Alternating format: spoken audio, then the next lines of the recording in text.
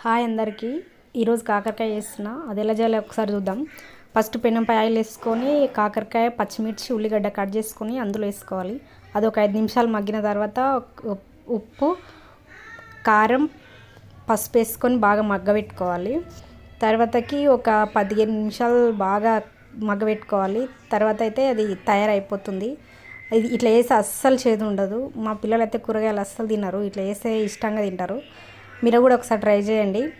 మా ఇంట్లో మా ఆయనకు కూడా చాలా ఇష్టం ఇదంటే. ఈ పెనం మీద చేయడానికి రీజన్ ఏంటంటే అప్పుడప్పుడు ఐరన్ దాంట్లో చేసుకొని తింటే కొంచెం హెల్త్కు తక్కువైనా మంచిదని నా అభిప్రాయం. మీరు కూడా వీలైనంత వరకు చేసుకొని తినండి. నేను చపాతీ చేసినప్పుడల్లా అదే పెనంపై ఇట్లా వేస్తా. బెండకాయ కానీ కాకరకాయ కానీ కంపల్సరీ వేస్తా. ఇట్లా బాగుంటుంది. మీరు కూడా ఒకసారి ట్రై చేసి చూడండి. ఓకే మరి బాయ్.